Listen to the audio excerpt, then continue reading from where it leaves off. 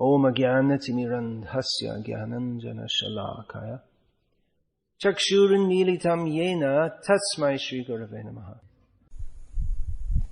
As far as possible, we should speak about Krishna, because speaking about things other than Krishna takes our consciousness to subjects other than Krishna. The result of speaking Krishna katha is that we remember Krishna. The result of remembering Krishna is auspicious.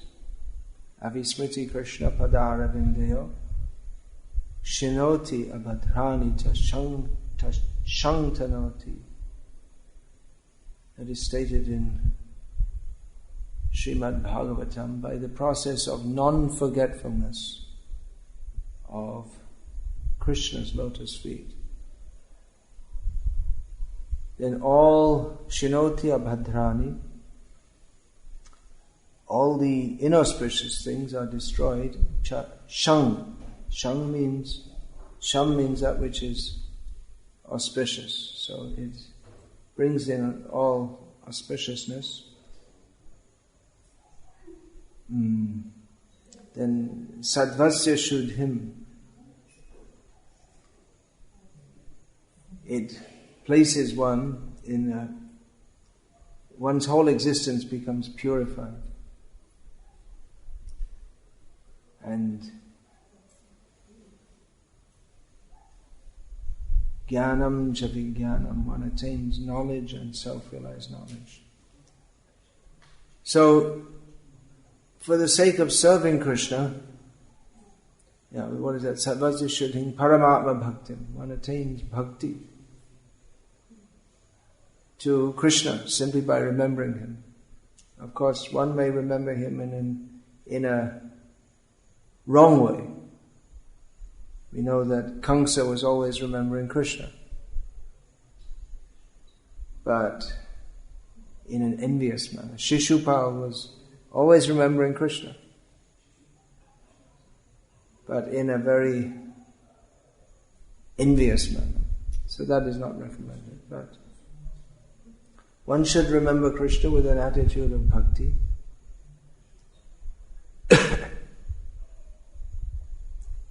In the course of serving Krishna, we may discuss many other things than Krishna directly. Especially living in the modern world and preaching Krishna consciousness.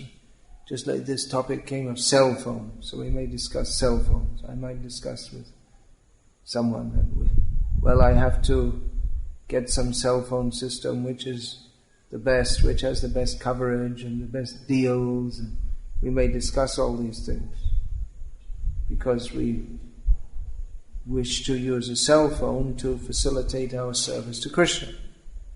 Similarly, we may discuss about computers and different operating systems and different softwares and this and that. So this may be all for the sake of serving Krishna. Travel arrangements, dietary arrangements. So much of our energy goes into the logistics and infrastructure of serving Krishna. How are you going to translate logistics and infrastructure? Just say vyavastha. Vyavastha karna, or something like that you can say.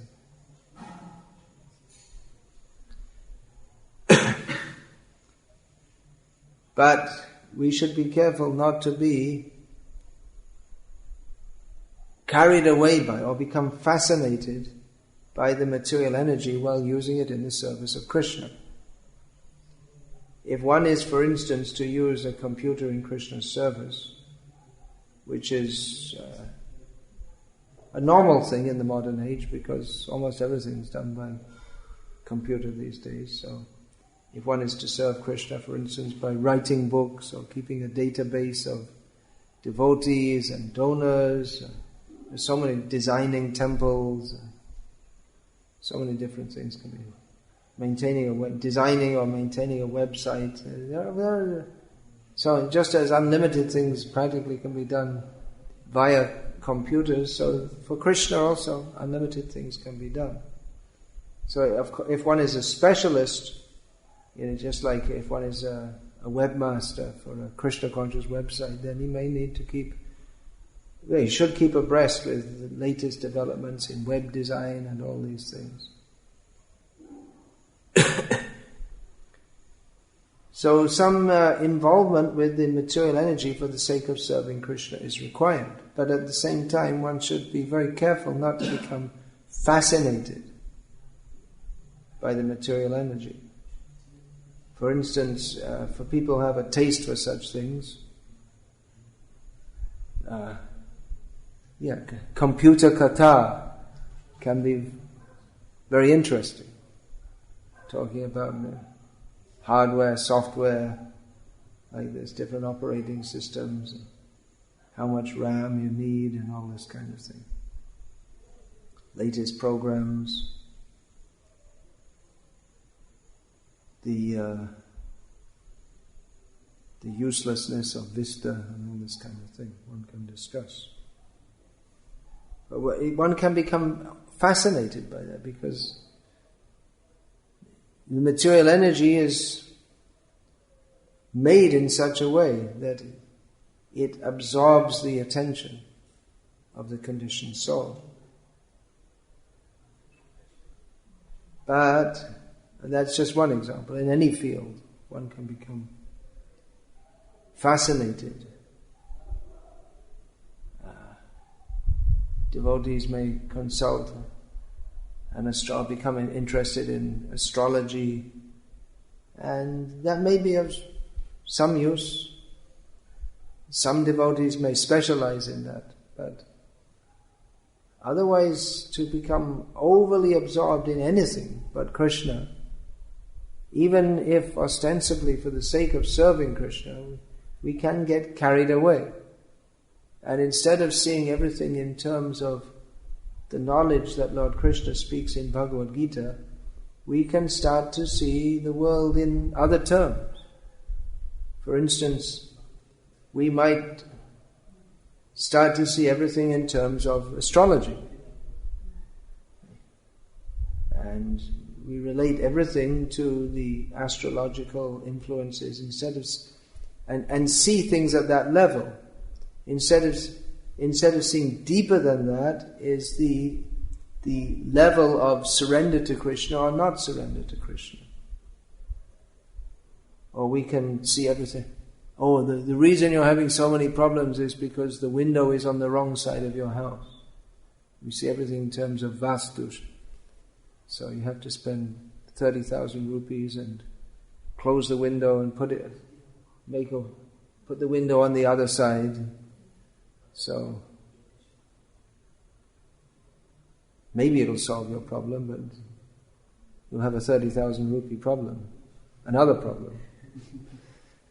So, or become overly fascinated by health concerns and see everything. Oh, this person's pitta, this person's vata, therefore he's like this. Or become overly concerned with mundane politics. Think, well, the reason we have to get behind this party or that party, and this will help. We may think that, well, this party will be better for the Krishna conscious movement, so we become involved in promoting this party or that party and following the news and what did this politician say and what is the opinion, what are the poll ratings. We become absorbed in psychology, psychological studies in this way, or just reading the newspaper, keeping up with the news, what's going on. I know what's going on. It was at least a few days ago I saw the main news was a cyclone in Burma. Many people killed. So, okay, I didn't bother to read it in depth, but these things are going on. But we can get the news better from Bhagavad Gita. Janma mrityu jara vyadhi dukkha doshana darshanam. This is the news. You take the whole newspaper and this is the news. You can put it in these 4 categories.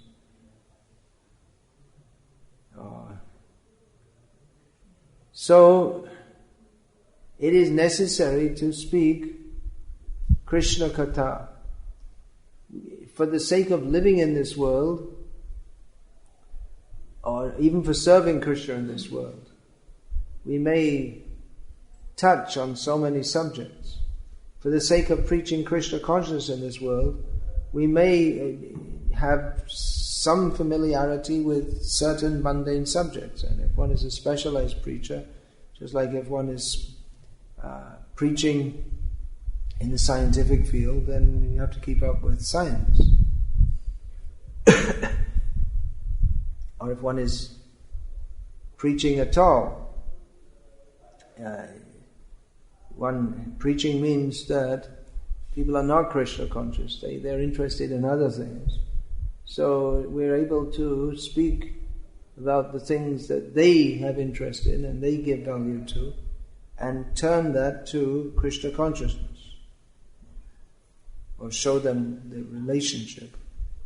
Last night I was speaking to a group of doctors, and speaking not at a very deep level, in some scientific terms, not very deep level because I'm not a scientist, but that was intertwining various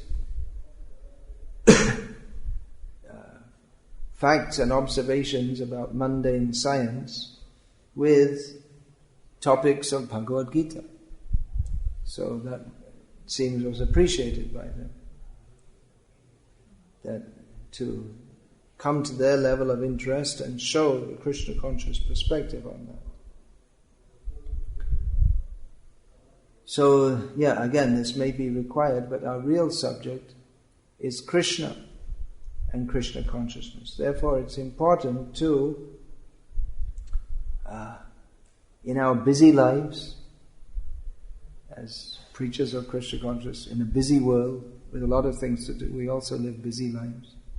We're not traditional sadhus who are, in Oriya, there's a word matua. You know this word matua? Matua means matavasi. Means someone who's got nothing to do, someone who lives in a mutt. So they've got nothing to do except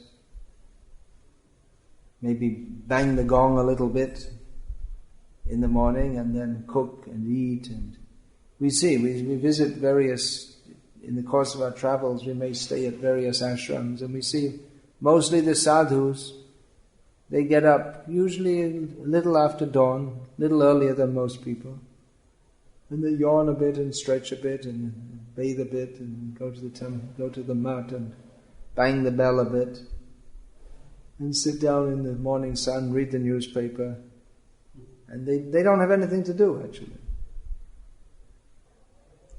But by the grace of Srila Prabhupada, we are not that kind of sadhu.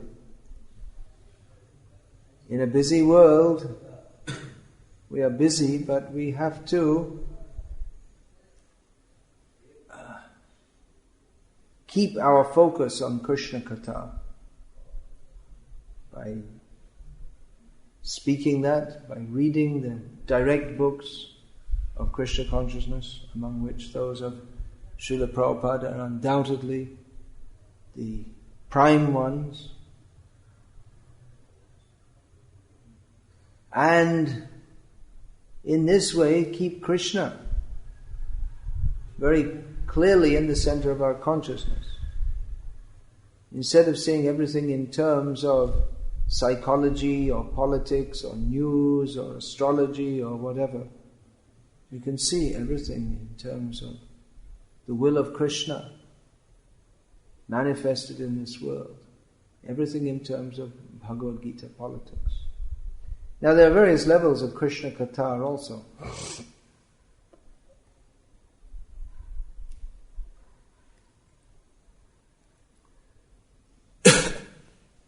Bhagavad Gita katha, Lord Krishna speaks to Arjuna, and he teaches Arjuna about the temporality and miserable nature of this material world. Anityam asukham lokam. He refers to this world as temporary and miserable. And he speaks of the effects of the modes of material nature. So applying this knowledge to everything we see around us helps to keep us in Krishna consciousness. It helps us to see everything as Krishna sees it, or as it is, through the eye of Shastra. And this is also very much part of preaching, to point out to people the miserable nature of this material world and the root cause of all the misery, which is Vismriti Krishna Padaravindiya. I was quoting that verse. Avismriti Krishna Padaravindiya. Non-forgetfulness of Krishna is auspicious, but Vismriti, forgetting Krishna, that is inauspicious. That is the cause of all our problems. So this is the basic understanding of Krishna consciousness. Krishna bhuli sei jeev anadi bahimuk ataiv maya tare deya samsara duk. What is the root cause of this samsara duk, the misery of this material world? It is our own volitional forgetfulness of Krishna, and our being from time immemorial unwilling to serve Krishna. Therefore, Krishna has made an arrangement by which we suffer in this material world. Not that he wants us to suffer, but being cut off from Krishna by our own fault, our own desire, that means we must be miserable, because Krishna is all bliss. So being cut off from Krishna means we deliberately come to the atmosphere of non-bliss, of suffering. So this katha should be there to understand the nature of this material world, the nature of our entanglement within it, and the necessary steps to get free from this entanglement. That means to become Krishna conscious. So this is called Sambandha Gyan, knowledge of our relationship with Krishna. And Abhidheya, the process of becoming disentangled from this material world. So these things should be discussed. And prem, love of Krishna, that is the prayojan, that is the ultimate goal of life. Now, as I was saying, there are various levels of Krishna katha. It is necessary to have a good, solid foundation of philosophical understanding of why we're in this material world and how to become free from it. So we often discuss these topics, because if we don't understand that, then we can't understand higher topics. But the ultimate goal of life, developing love of Krishna, that comes not simply from hearing about the miseries of this material world and our constitutional position as servants of Krishna, but that comes specifically from chanting the holy names of Krishna. The holy names of Krishna are non-different from Krishna, and they award the sincere chanter love of Krishna. Therefore, Srila Bhaktivinoda Thakur has variously named the holy names of Krishna, or Krishna Kirtan, as Prema Nidhan, or the ultimate cause of prem, and Prem Vidhata, that by whom prem, love of Krishna, is affected. The katha, the Krishna katha, that will awaken love for Krishna, that is discussion of not simply Krishna's energies and our entanglement within those energies, but discussion of Krishna, his qualities, his pastimes. When these are heard by eligible candidates, that means persons who are not on the path of cultivating enviousness or forgetfulness of Krishna. Then, by hearing about this, the desire to serve Krishna, to be with Krishna, to be fully absorbed in Krishna, awakens within the heart. So this katha is also needed. Often we see that certain speakers, they speak mostly on Leela without giving any foundational background. So that may not be very effective. That will be taken as for persons who are not fixed in their determination to become free from the entanglement of this material world and surrender to Krishna. Hearing about Leela will generally not be very effective because they won't understand its nature, not understanding what is the difference between spiritual nature and material nature. They may take it to be something mundane, and we see that's the fault of religious systems all over the world. They talk of God and they talk of heaven, but their idea is that God will make me happy, and their idea of happiness is something mundane. So even their idea of going to heaven is to go there to enjoy myself with God's blessings. So that kind of mentality also comes even by hearing about Krishna. If we don't properly understand the nature of his spiritual energy and the nature of his material energy. The nature of the material energy is aham mameti, I, me and mine. Everything is meant for my enjoyment.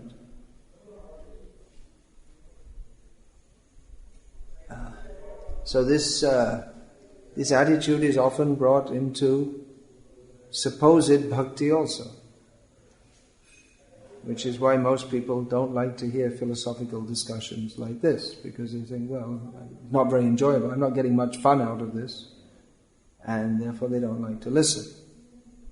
Whereas if we tell a lot of stories and jokes, and then they think, this is very nice katha, very good.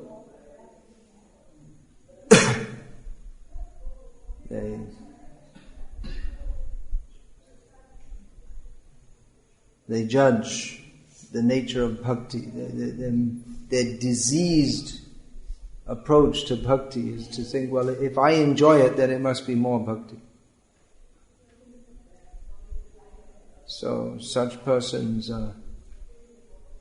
we can say neophyte devotees at best, are not fit to be disciples, whose the duty of disciples is to hear, understanding that I am in a diseased condition of not wanting to serve Krishna. Therefore I have to hear regularly to understand my need to serve Krishna. Those who don't like to hear the philosophy of Krishna consciousness are not fit to hear the pastimes of Krishna Lila. With the many of the commentaries of Srila Vishwanath Chakravarti Thakur being translated into English, they've become quite popular because he gives many insights into the 10th canto, Krishna Lila. So that's become quite popular among many devotees, but it seems that devotees many are not very much aware or very much interested that Vishwanath Chakravarti Thakur also gives very deep philosophical insights into various sections of the Bhagavatam. That even though he's giving so many insights into Krishna Lila, that's not all that he gave. He wasn't just a storyteller, but he gave a deep philosophical understanding also. But people tend to take what appeals to them. and think themselves very advanced because they think that they're relishing Krishna Leela. But it's the acharyas, they take pleasure in discussing the qualities of Krishna and the whole philosophy of Krishna consciousness as given in the whole Bhagavatam, all of which is non-different from Krishna. The whole Bhagavatam is Krishna. It's Krishna in the form of a book. Therefore, the whole Bhagavatam should be read. Srila Prabhupada warned against the mentality of haphazardly jumping from one part to another. One should read from the beginning and progress systematically through, just as Shukadev Goswami described to Parikshit Maharaj all the various topics. Parikshit, he didn't say, "Hey, listen, Shukadev, I'm going to die soon, so just give me the nectar." But he found it all nectar, all the discussion of Krishna and his various energies. So certainly Krishna Prem is awarded by hearing about the qualities and pastimes of Krishna. But that can be spoken and that can be heard. It's not very difficult to hear. It's maybe in many ways easier to hear than philosophical discussions. But the actual effect of that will accrue to one who is qualified by his service attitude, surrendered attitude to Krishna.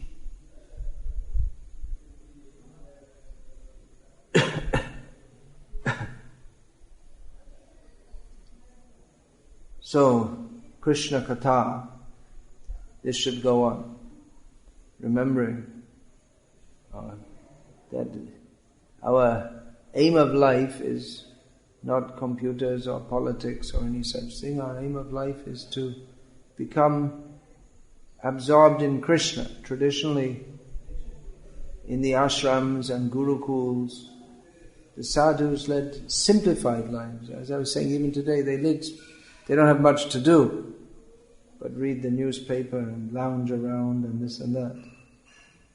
So actually in the ashrams, sadhus do have simplified lives. They don't have much interaction with the outside world. But that's so that they can cultivate Krishna consciousness. So they might not discuss, as we do in the modern age, our modern sadhus, they may have to be aware of various transport alternatives and banking matters and legal matters. Srila Prabhupada in one letter wrote about the duties of a sannyasi. And he said that the duties of a sannyasi are like myself. That I deal with legal matters and banking matters and organizational matters and speaking in the temple, preaching, all these things. So Srila Prabhupada was a practical Paramahamsa, living in this world for the sake of serving Krishna. He wasn't neglectful of this world. We have to live in this world to serve Krishna. So our lives are not like those of the sadhus of pristine times who would live in many ways very detached from the world. Just like yesterday we saw at Putige, the mud, which is in many ways going on, the Gurukul is going on there in many ways as it's gone on since before the times of the modern world. So it's a very pure atmosphere. But and Srila Prabhupada wanted to reproduce that atmosphere. But we also have to, for getting this Krishna conscious movement up and started, it's still very much in its formative stages. There are many things to do. But at the same time, we have to very clearly keep Krishna in the center of our lives, as Srila Prabhupada did. He would be concerned with organizational matters. He would speak on the need to organize the world according to Varnashram principles. He was involved in the organization of his International Society for Krishna Consciousness. But he could go seamlessly from discussing legal and financial affairs to coming down and speaking on the Bhagavad, coming down to the temple. And even when speaking on legal and financial matters, he would go straight into some discussion of Krishna. For him there was no difference between the two things, because he was only speaking about the matters of this world for the sake of serving Krishna. He saw Krishna everywhere and in everything. Yomam pashyati sarvatra savang chamai pashyati tasyaham na pranashami sachame na pranashyati. So this consciousness is to be developed, moving in this world and keeping Krishna very much in the center. Of course, if we can live very simply, without so many distractions of this world, that is ideal for becoming Krishna conscious. I mean, there's no one can live it, with very few exceptions, no one can live in this world without any consideration of it. That's only for persons who are living like avadhuts, with no touch with this material world. So everyone has to have some touch with it. And especially, like I was saying, for preaching Krishna consciousness. But very clearly our concentration should be on Krishna. So we came here to discuss about Krishna.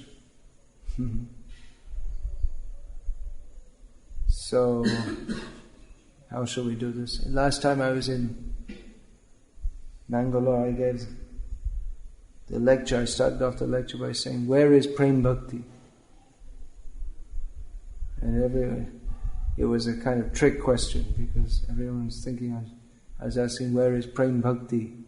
Prabhu?" But then I gave the whole lecture on where is Prem Bhakti? So like this, the names we have, they help to remind us of Krishna. Srila Prabhupada said that the most important part of a Vaishnava name is the word Das. So whether one is Krishna Das or Rama Das or Radha Dasi, or Srila Prabhupada often gave more indirect names also, names like Aprameya. There's also a name of Vishnu from Vishnu Sahasranam. He gave many names from Vishnu Sahasranam. Actually, many of the names were chosen by his secretaries, and Prabhupada just gave them like that. But all these names are to remind us of Krishna. Aprameya, the word that comes up in Bhagavad Gita several times. It's the name of Krishna. He who is immeasurable. So like that, all the names help us to remember Krishna. Dham Sevak. Dham means the place of the Lord. One is to serve the Dham. Bhaktivinoda Thakur instructed Bhaktisiddhanta Saraswati to serve Gaur Nam, Gaur Kam and Gaur Dham. So, Gaur Nam means the name of Chaitanya Mahaprabhu. We're chanting the holy names, and that also fits in with Gaur Kam, the desire of Chaitanya Mahaprabhu, which is Priti Vite Ache Jata Nagaradigram Savatra Prachahai Bimana. Chaitanya Mahaprabhu's desire is that his holy name be preached all over the world. And his holy dham, that is also to be served. So Bhaktisiddhanta Saraswati Thakur was an ideal dham sevak in serving the dham. Chaitanya Mahaprabhu, by developing Mayabhava dham,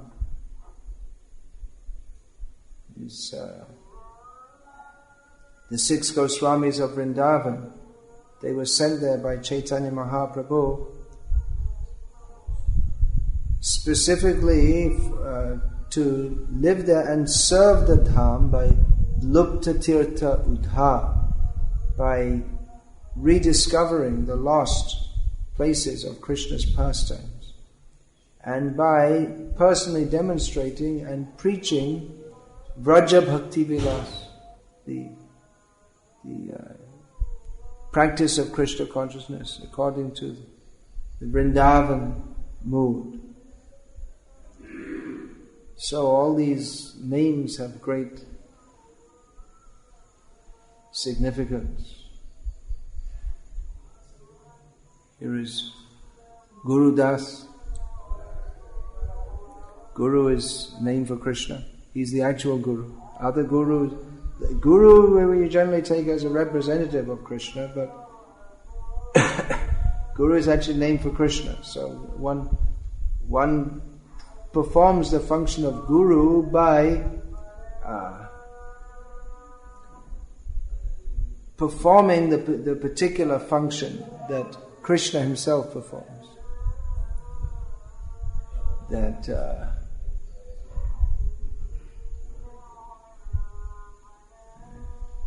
Tene Brahma Hridaya Adi Kaviye, Krishna enlightened Brahma, and Brahma, he then enlightened Narad, and like this. But the enlightenment, Krishna is Adi Guru. He is the original Guru. Or sometimes that's ascribed to Balaram. Of course, Krishna and Balaram are non-different.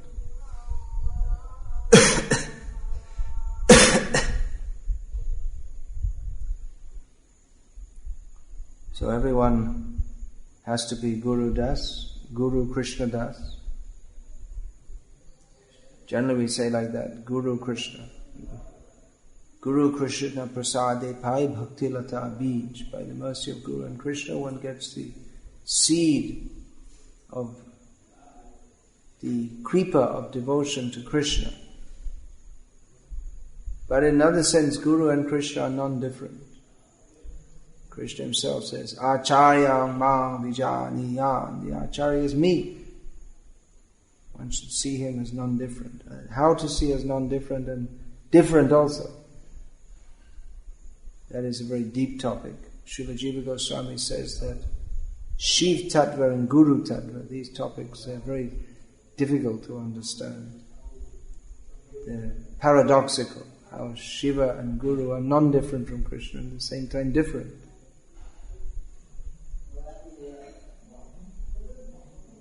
Then Garuda Govinda Das is here. Generally we think of Garuda with Vishnu. He's the carrier of Lord Vishnu.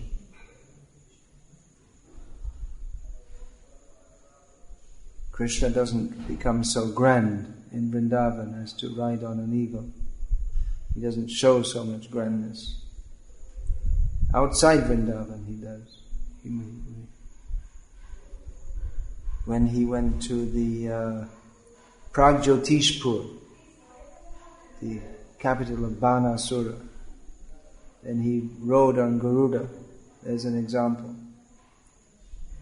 But within Rajamandal also there is a temple of Garuda Govinda, the history being that sometimes Krishna's friends would tease him that, hey, you think you're God?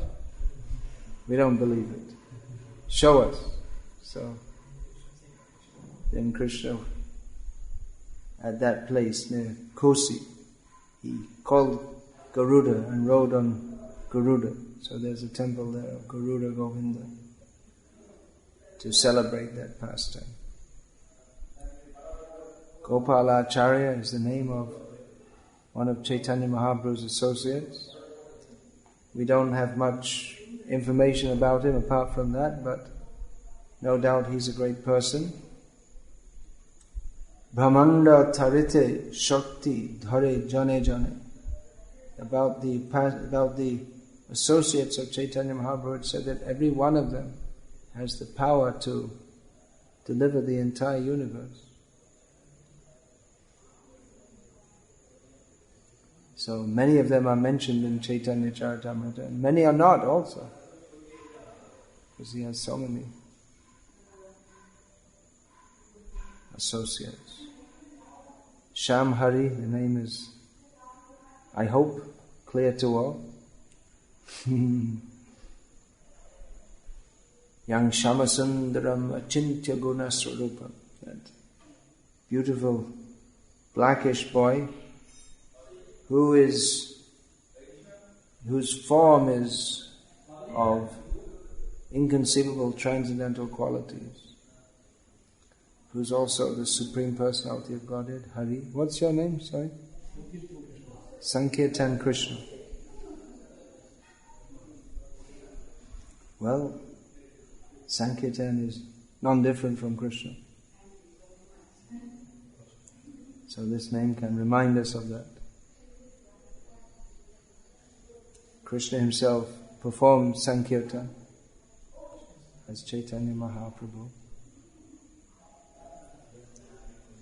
And you are Srivas, is it, or Srivatsa? Srivatsa.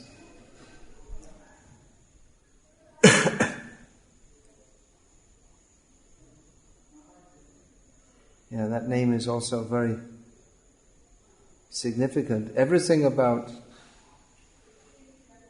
Krishna is Shri. We say Shri Mukh, Shri Charan. But specifically Shri Vatsa means that Shri, Lakshmi, is residing on his chest. Although otherwise she's known as Chanchala. She doesn't stay anywhere. Today's rich man is tomorrow's poor man. She doesn't stay with anyone in this material world, but she stays on the chest of Lord Vishnu. What else is on the chest of Lord Vishnu? Kaustubha.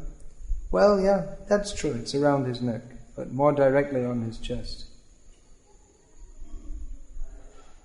is Bhrigupad. Bhrigu Muni has made some impression there.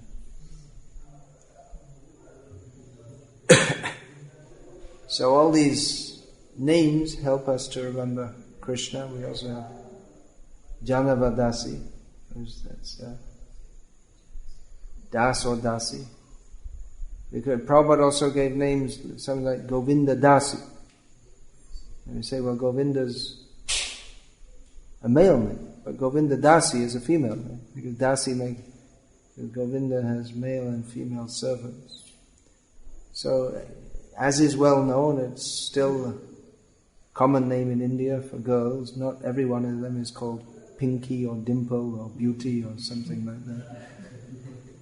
So Jannavi is still a fairly common name. In Tamil Nadu? No. When you say that name, people, they can understand it or not? Yeah, they know that in Tamil Nadu also.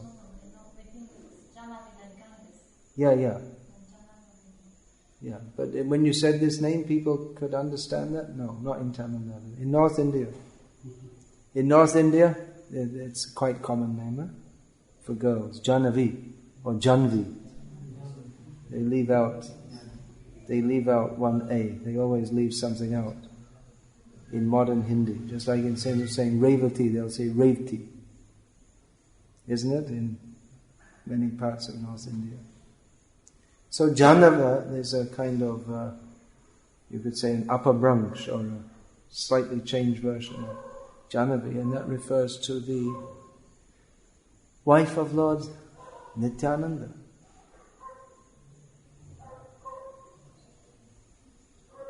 So you can remember Janava Devi, Sri Janava Pada Padma. You were just singing that song.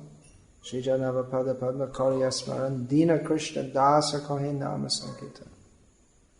So this Krishna Das who compiled this, whoever he was possibly a disciple of Janava Devi. Janavi also means the daughter of Janu Muni. That's also a story that as Bhagirath was bringing Ganga Devi, he got her to the earth, but still had some, it was getting very close after coming, finally got the Ganga to the earth after so many generations, got past Lord Shiva, brought the Ganga down, is almost getting down to Ganga Saga, where he has to enter the ashram of Kapil Muni with the Ganga to deliver his forefathers. It's almost there, and then the Ganga washes Janu Muni's ashram and then washes all over him and his ashram, and in retaliation he does what Agastya did long ago with the ocean. He's drunk it all up.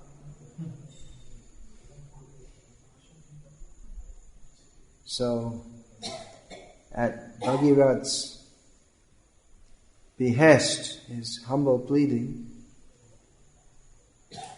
the Ganga came out with a new name, Jannavi, the daughter of Janu, because she came from him. So she's Bhagirathi, specifically in that area, the Mayapur area, she's known as Bhagirathi. She has so many names. There's Ganga Sahasranam. So like this, these names help us to remember Krishna. We can have Krishna katha by discussing the various names. Vishnu Sahasranam is very nice for remembering the qualities of Krishna, all his various qualities. So, Hare Krishna. I'll finish there. All glories to Srila Prabhupada. Do you have any more initiated devotees? Prem Bhakti, I gave a whole class on you the last time. So.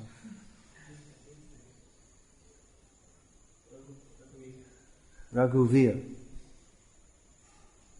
All right. That's your initiated name? Okay. What's the full name? Raghuvir Das. Okay, good.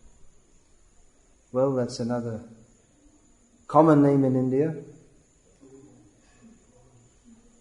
Name of Lord Rama, who is of course in the Raghu Vangsha, there are many Raghuvirs, you could say, because they're all great kings. Raghu himself is Vir. But this specifically refers to the common form of the name here in South India is Veera Raghava. In North India they'll say Raghuvir more. And here in South India, Veera Raghava. It means Lord Ram, who among all the many great heroes in the Raghu Vangsha, Lord Ram is undoubtedly the most glorified. And Raghu and his whole Vangsha, which was already glorious, has become unlimitedly more so by the appearance within it of Ramachandra Bhagavan. So this is better than discussing some useless politicians.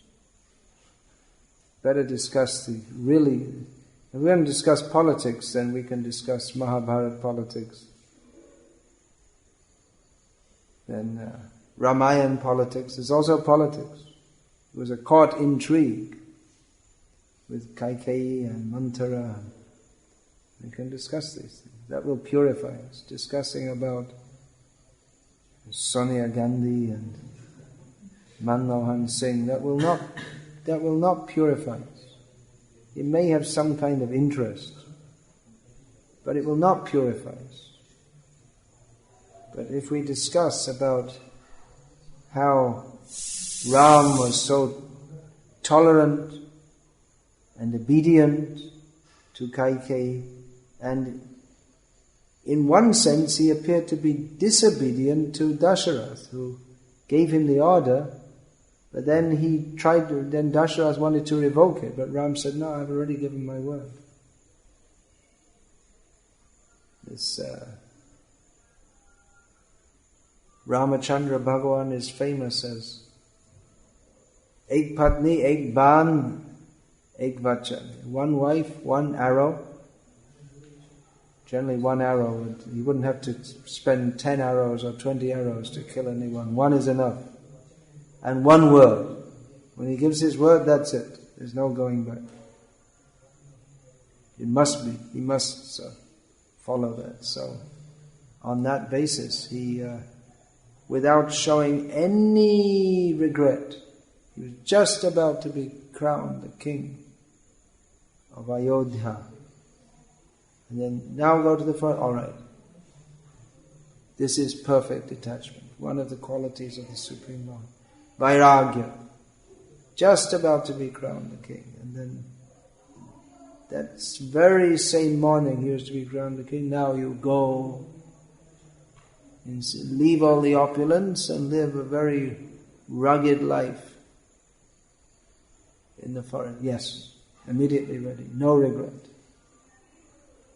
My father has ordered, my mother has ordered, all right.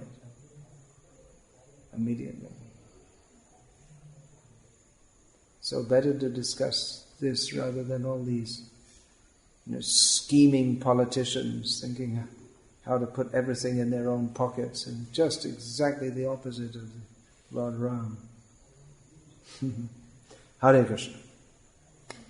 All glories to Srila Prabhupada. Any question, comment? I hope there's not any protest about this class. I didn't say anything which might invite a protest. We got a protest last night, something like that, at the end of the class. Objection, as he called it. The man called it, yeah. We go outside for preaching. So, we give so many evidence from the Shastra to people. Still they don't accept. You give so many evidence from Shastra to people and still they don't accept. Yes. Is it because of their karma, or is it because of their karma? Or is it because of ignorance? Is it because of ignorance? Well, if you tell them what's in Shastra and they don't accept it, then it can no longer be ascribed to ignorance. Of course, they may not in the first place be willing to accept Shastra, so that you have to ascertain. Before you start saying to me, well, in the Bhagavad Gita it says this, this, that, and they may say, well, yeah, but I don't care for the Bhagavad Gita, and it won't be much use to quote the Bhagavad Gita to them. So you may have to start on a different platform. As Srila Prabhupada did. He went to the Western world and he established among people who are willing to listen to him the importance of Shastra. And he established why we have to hear from an authority. That correspondence with Dr. Stahl is very instructive in this regard. That appears in the Science of Self-Realization. But for people who are not willing to listen to the authority of Shastra, people speak on the basis of logic and come to the same point.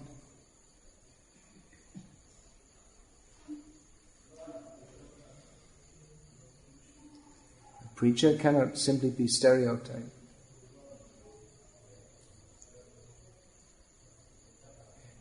That will not be very effective. Most people in the modern age, they won't. If you say Shastra, it doesn't mean anything to them. They haven't been brought up in the culture of accepting Shastra.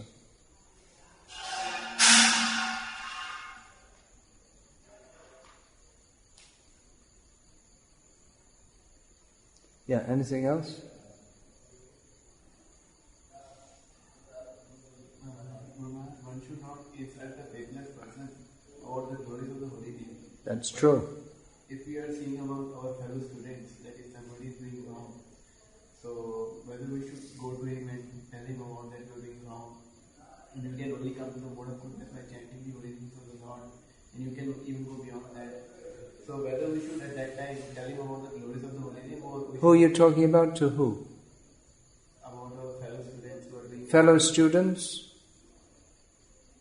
Well, if they're not on the platform of Krishna consciousness, to start glorifying to the holy name to them is not going to be very effective. If they don't have basic faith in Krishna and Krishna consciousness, then to speak about the holy name, which is quite esoteric, why should they accept it?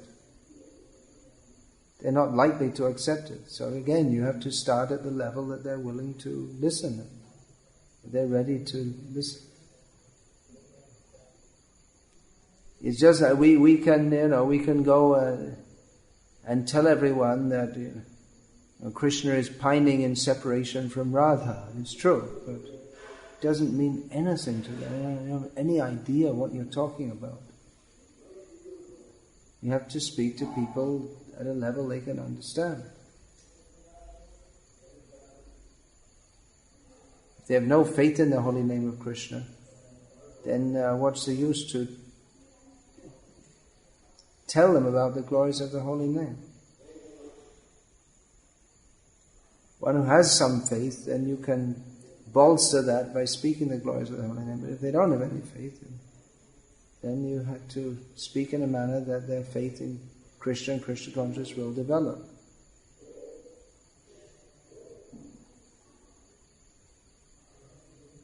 Without presenting the holy name, just presenting it as a process of meditation, or the process for self-realization. You can tell people it's a process of meditation, self-realization. Then it's not counted as telling glories. No, going into detail, that's different. To say that this is an effective process of meditation, it's a process effective for the holy name. But you have to see if people are ready. You have to see if they're interested in self-realization. Again, you have to see everyone what level they're at.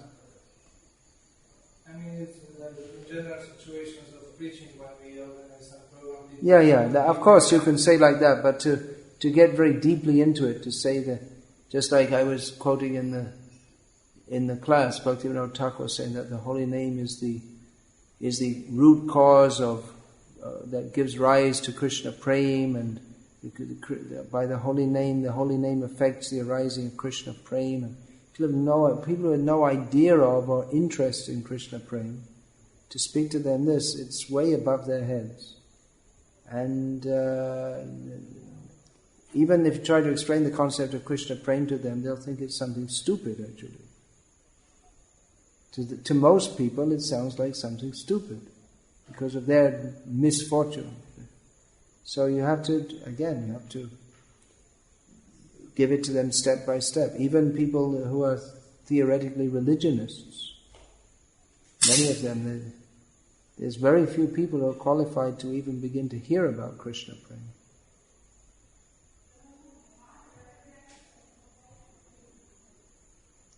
And there are more people who think they're qualified to hear about than are actually qualified. Yeah, okay then. Radically religionists. Many of them, there's very few people who are qualified to even begin to hear about Krishna prema.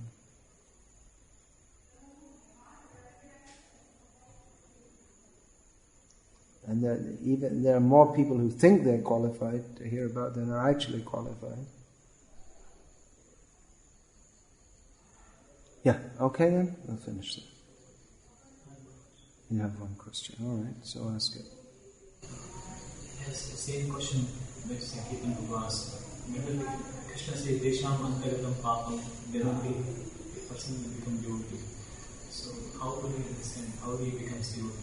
Actually, so I heard from some of the sannyasis, like devotees asked Prabhupada, how fortunate we are, we could read Bhagavatam, we could read Gita. Whether we are fortunate or Prabhupada said, I have created your fortunes. Well, the actual incident, as I've heard it several times, although I've not heard it verified, although there's no harm in it, is that it's said that one who has become, yesham tantakatang papa, one whose sinful reactions from previous lives are nullified, that's one of the qualifications to take up Krishna's consciousness seriously. So when a devotee asked Prabhupada that, Prabhupada, we've come from sinful backgrounds, how could we take up Krishna consciousness? Prabhupada said, I have created your pious activities. That's a well-known anecdote. Whether it's true or not, I don't know. But on another occasion, when Srila Prabhupada was asked about this, he said that, no, actually you're all devotees in previous lives. Somewhat different. A devotee was asking, well, it's stated in the perfection of yoga, for instance, that persons in previous persons who are taking up Krishna consciousness now were devotees in their previous lives. And then a devotee asked Prabhupada about this, that, well, you see, our lives are very sinful, so how could it be that we're devotees in previous lives? And Srila Prabhupada said that your sinful activities in this life are superficial, and the proof of that is that when you came in contact with Krishna consciousness, you took it up immediately, which verifies I was in line with the Bhagavad Gita statement, Tatra tang buddhi sangyogam labante paurvadehikam, that they take up, fallen yogis take up the process of yoga that they left off in their previous life. So, so what's the question?